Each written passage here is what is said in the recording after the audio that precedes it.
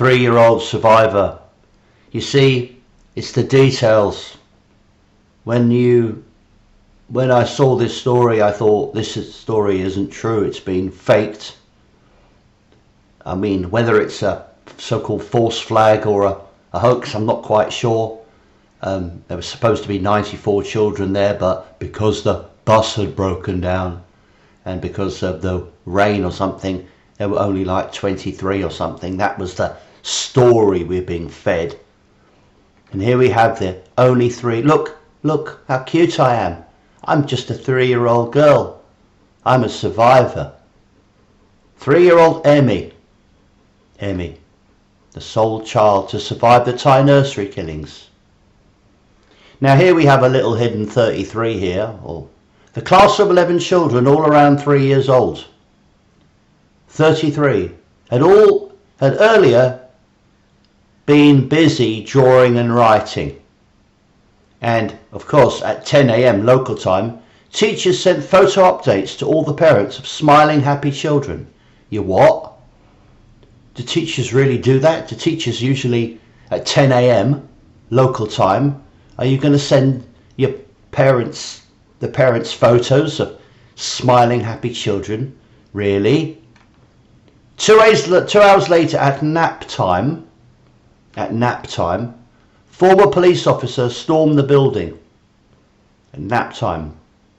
Witnesses said he first shot staff. Nap time. Including a teacher who was 8 months pregnant. Yeah, right, of course. Why not add a 8-month pregnant woman into the whole mix? Because after all, shooting and stabbing 23 toddlers isn't sufficiently evil. You've got to shoot an 8-month pregnant woman, of course, 8 months. He murdered all of Emmy's friends as they slept. This is a scripted, shitty story. That's why they call it news stories, news stories. It's unclear how she survived. Yes, it is.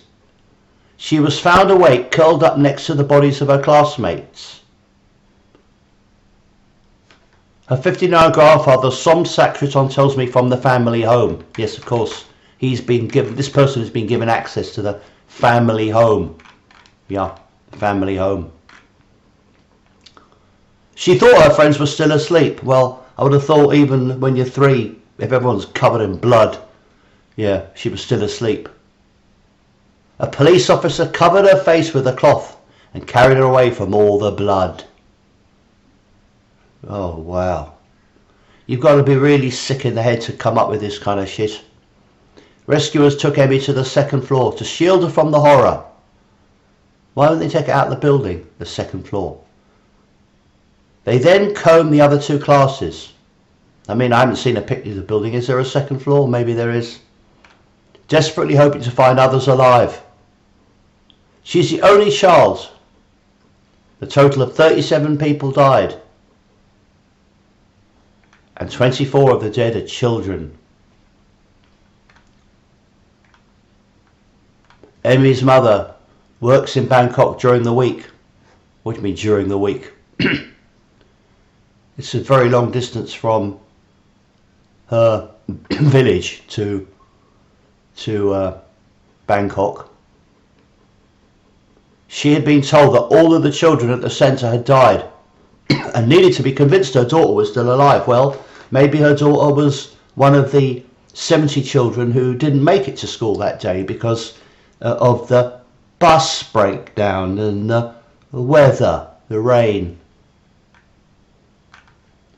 The small town is filled with grieving families. This is so Sandy Hookish. We talk quietly as she plays with her favourite Hello Kitty Wellington boots in the garden. And of course, she keeps asking after her best friend, 3-year-old Patawat, who is also known as Tai Ching. They always nap together with their feet touching. Yeah, where do they get this stuff from, mate? They always nap together with their feet touching, says the BBC.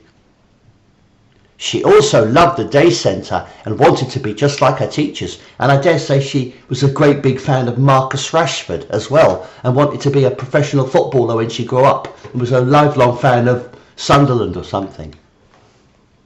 Her grandmother finally told her that her school friends had all died. Well, no, they hadn't all died actually, because 70 of them, by a miracle, had a bus breakdown.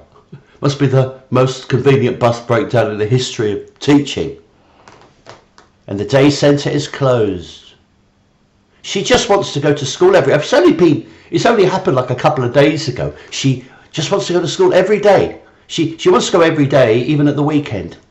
We have to keep telling her the school is closed down. She's too young to understand the concept of death. The motive of the attack is not yet known. Yeah, well, I know what the motive is. The motive is fear-mongering. But police said Kamran was fired from his job in June for drug use. It's a small rural town in northeast Thailand. It's trying to support the anguished families in their grief. But many are also asking about the widespread availability of deadly weapons. Yeah, widespread availability of deadly weapons. And the problem with drugs, somebody said to me, oh, there's no drugs involved in this, but now they're trying to link it to drug use and deadly weapons, agendas. Parents are asking, where is a safe place for their children? I'm so sad, and I beg that any authority would strengthen our safety. He's begging for the government to increase the rules and regulations. Begging. And here we have these scenes, which I won't bore you with. Right, now let's move on to Ireland. Okay, so here we have this is from Ireland, and there's this, apparently these are some of the victims of an explosion at a petrol station in Donegal, which is in the Republic of Ireland, northwest of the Republic of Ireland. And apparently the pharmacist says that this girl here always asks for a lollipop, which I think is an unusual bit of information for the pharmacist. I mean, does he also sell lollipops?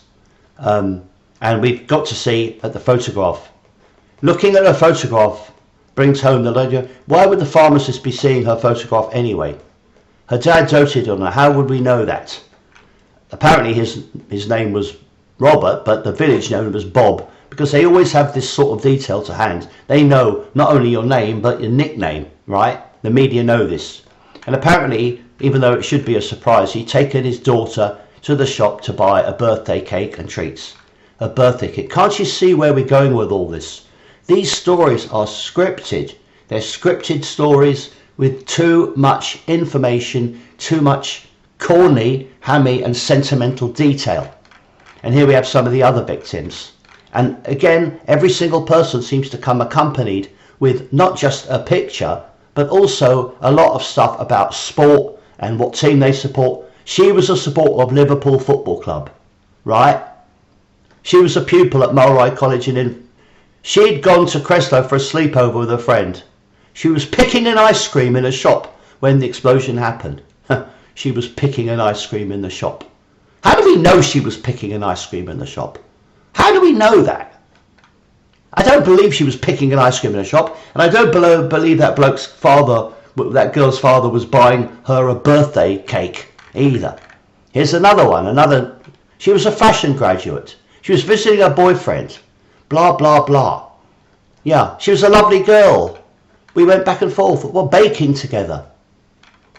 And Mammy would have us make dinners every day. Enormous amount of personal detail about people. He'd been living in blah, blah, blah, blah, blah, blah. And here's a guy in a Celtic shirt. A devoted son who cared for his elderly mother. I mean, why would you take a picture like this anyway? Where does this picture come from? He was special, lovely, friendly, amazing in every single way. And he went to the shop to buy a Mars bar or something. Mother of 4.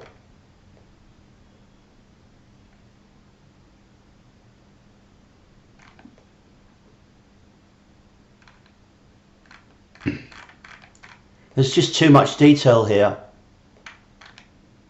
And that looks like a Photoshop picture to me.